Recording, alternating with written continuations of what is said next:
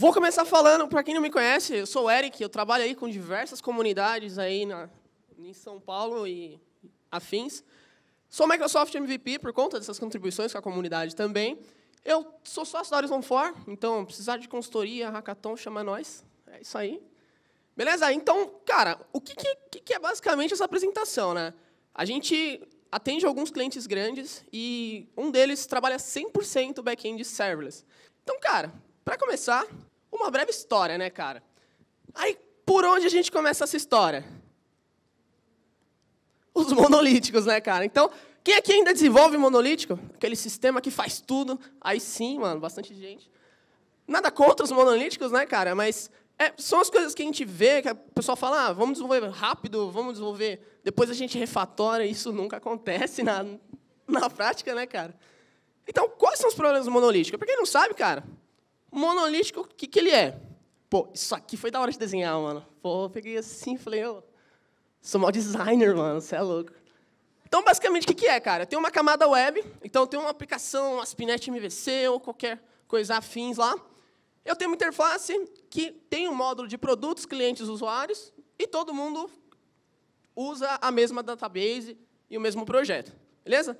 Até então, parece tranquilo, não parece nenhum segredo, mas qual que são os problemas, né, cara? Tem alguns pontos positivos também, né? A gente tem a depuração mais fácil, então, se está todo mundo junto para me rastrear um erro, teoricamente é mais fácil. Eu tenho também, cara, um ponto único de falha, né, cara? Então, o que acontece? Se o módulo de produto der uma exceção, o módulo de clientes fica fora do ar também. E ele é difícil de dar manutenções de aplicações grandes, né, cara? Então, vai crescendo essas aplicações e vai ficando difícil de manter, cara. E isso, na prática, é bem complicado. A gente tem também o gerenciamento de transações e operações. Então, a galera fala, pô, é melhor para poder fazer transação, é melhor para essas coisas. Eu vou mostrar aqui como o serverless pode ajudar nisso também, beleza? Então, vamos lá, mano. Então, aí tem microservices, né, cara? A galera fala assim, pô, microservices é legal, mas é difícil de manter pra cacete, porque eu tenho diversos módulos, tem que quebrar, tem que manter, tem que ter log de tudo isso. E aí, começam a repensar a sua arquitetura, começam a repensar alguns pontos. Eu, pessoalmente, gosto bastante de microservices. Tem alguém aqui trabalhando 100% com microservices? Aí sim, já é bastante gente. Agora eu fiquei com dúvida, mano. 10 pessoas levantaram que trabalham com monolítico e 5 trabalharam com microservices. O que será que esses caras trampam o resto, mano? Mas beleza, né? Mas beleza, né, mano? Então, cara, o que é, né? Falando na prática. Eu tenho aí os módulos separados e cada um trabalha com a sua database, cada um tem a sua responsabilidade e cada um faz um ponto específico disso aí. E aí, da mesma forma, eu tenho pontos bons e pontos ruins, né, cara? Então, o ponto bom é que, pô, é descentralizado, é independente, então o módulo de clientes caiu, o módulo de produtos não é afetado. Então, uma das coisas bem legais, é difícil de rastrear erro, então acho que, comparado ao monolítico que a gente vê, é um pouquinho mais difícil se não estiver pensando na arquitetura inicial para trabalhar bem. E gerenciamento disso tudo, né, cara? De log, de colocar em diversos lugares, acho que dá bastante problema. Pô, tem bastante gente, né, mano? Tem bastante gente em pé aí também. Bem contente dessa galera aí, velho. Da hora. Então, cara, aí a gente fala assim, pô, descobri que o monolítico funciona, mas talvez não seja a forma mais legal. Descobri que microservices é bonito de desenvolver, mas também não parece ser tão legal em algumas coisas. E aí, a gente entra com nanoservices, né, cara? Nanoservices, nem existe essa palavra, eu coloquei aí porque parece... É bem legal, porque é um mínimo módulo lá para a gente poder... Um mínimo módulo divisível. Sou matemático agora, mano. Aí sim. Então, vamos começar. A gente tem lá o mestre Martin Fowler falando lá no site dele o que é. Mas, assim, basicamente, ele está falando aqui para a gente que o serverless é mais usado para trabalhar com terceiros, para trabalhar com infraestrutura em cloud, que envolve alguns serviços de fora. Mas eu tenho um cliente que fez toda a parte de CRUD, de transação, tudo na aplicação dele foi feito com serverless, a gente já vai falar também. Beleza? Então, Então, o que consiste esse cara, né?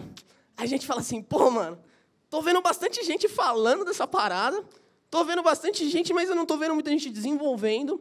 E, pô, aparentemente, o que parece serverless, né, cara? Da onde surge isso? Eu pago basicamente pelo processamento. Então, recebi uma requisição, paguei por ela. Fora isso, eu não pago mais nada a partir dele. A gente vai ver os preços também, os custos desse cara. Então, é bem legal também.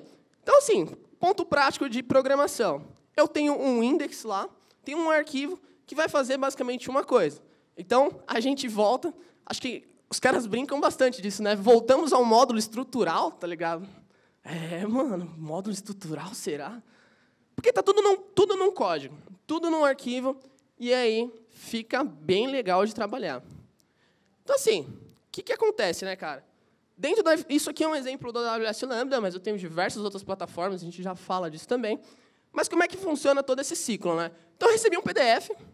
Então, recebi um PDF, ele tem uma trigger lá, né, cara? Então, coloquei um observador lá na minha configuração da Lambda, por exemplo, e ele mandou para o Amazon S3, que é um serviço de storage da AWS. Recebi esse cara, ele vai fazer o que eu precisar dentro da Lambda e salvar no banco de dados. Então, o nosso cliente, basicamente, recebeu um cadastro de produto, ele configurou uma trigger para salvar esse cara num FTP, para guardar a imagem dele em outros lugares, e vai trabalhando isso. Então, é bem legal de trabalhar com esses caras. Deixa eu passar para frente. E, cara, eu descobri uma coisa legal. Tem um manifesto do serverless que prega algumas regras que são legais e algumas pertinências aí, né, cara? Então, assim, a função é o resultado...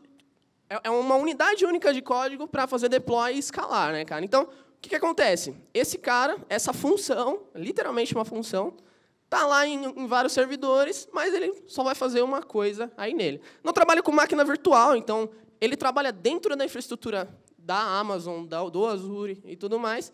Tudo isso tudo isso é transparente para a gente que está desenvolvendo. Então, não preciso me preocupar com o processamento nesse ponto, beleza?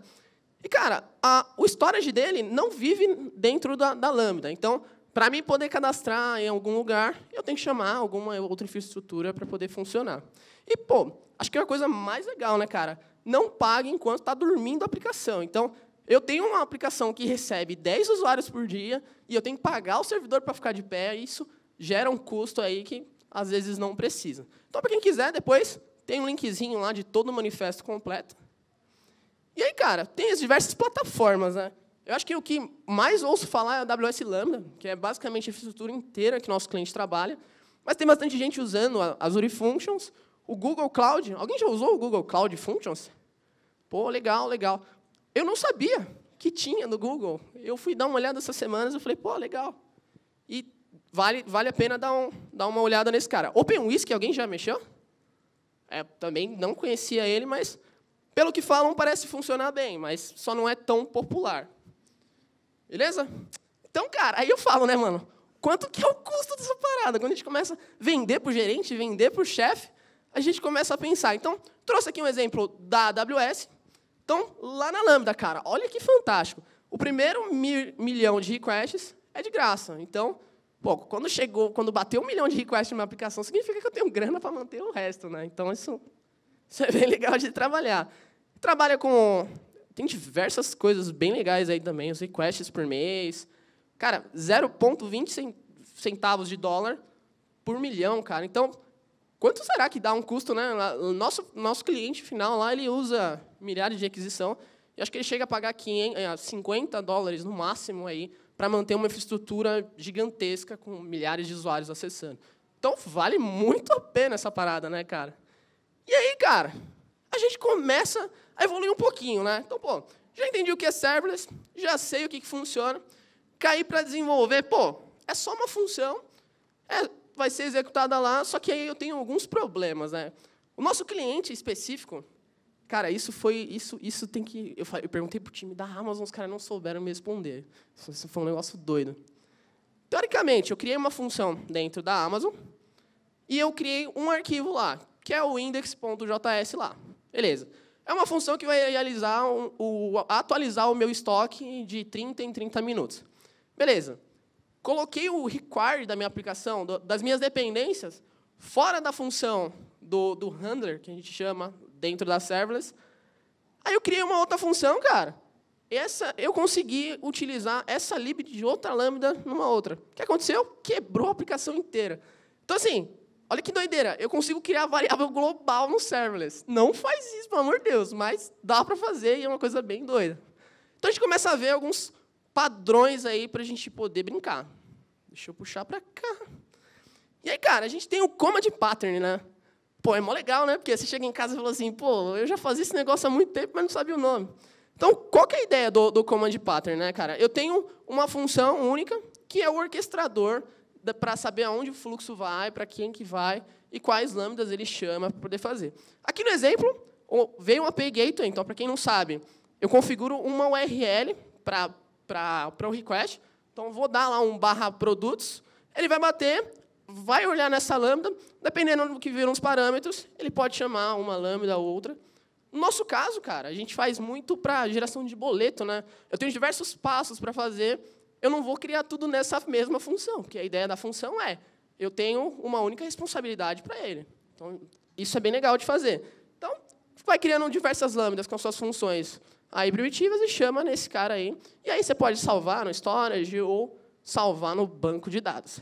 Então, é bem legal, cara, bem legal mesmo. Pô, eu tenho mensageria também para poder trabalhar. Então, na AWS tem o SQS lá, para a gente poder brincar. E aí, cara, o que muda de um para o outro, né? Dependendo do request, ele manda para um fluxo lógico. Na prática, é um switch case, falando da pior forma possível, né, cara? E aí, consegue invocar a própria lambda também nessas funções. Então, cara, é bem legal. Assim, eu estou trabalhando com um arquivo, parece ser muito simples, só que na hora que a gente cai para desenvolver, eu fiz um arquivo com 3.000 linhas.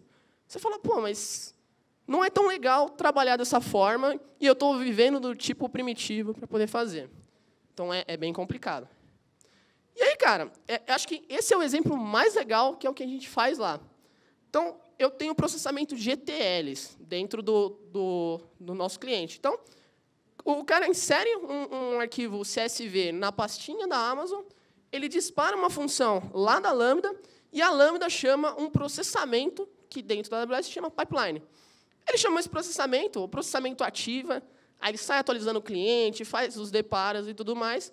Só que, para mim poder brincar com essas coisas, eu vou chamando lambdas. Então, dentro de todo o fluxo lógico, chamei uma para cadastrar produto, para mudar o PDF. Então, cara, é bem legal mesmo, bem legal. E uma pode conectar com a outra para poder fazer essas coisinhas, mano. Então, pô, é legal pra cacete, cara. E aí eu tenho a parte de gerenciamento dessas aplicações. Alguém aqui não conhecia o serverless? Pô, bastante gente, mano. O serverless, cara, é um cara bem legal para poder fazer.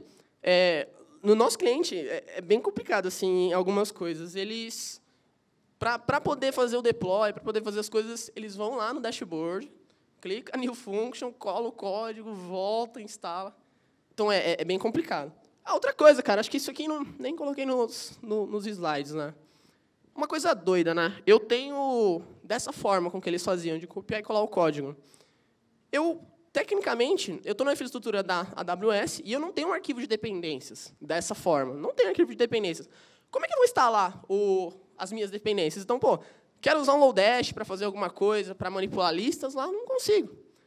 O que a gente fazia, mano? A gente pegava com o Webpack, pegava esse arquivo, processava ele, já copiava o código do módulo, colocava em cima da função e deixava a função por último. Então, era um processo bem feio de fazer, mas o serverless te ajuda a fazer isso tudo por linha de comando e configurações aí de arquivos. Então, é muito mais simples e muito mais bacana.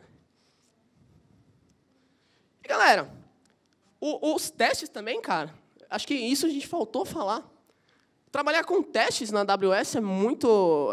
É estranho também, porque eu tenho uma lambda que recebe um evento. Então, recebi um evento para cadastrar o arquivo no storage ou em qualquer outro lugar. Como é que eu testo isso, né, cara? Como é que eu faço? É bem diferente de fazer, mano. Basicamente, a gente moca esse evento e a gente consegue testar local. Tem alguns serviços, eu coloquei nas referências para a gente poder brincar também, que são explicando sobre como que você faz tudo isso aí. Então, vale a pena dar uma olhada lá, mano. Beleza? Então, galera, muito obrigado.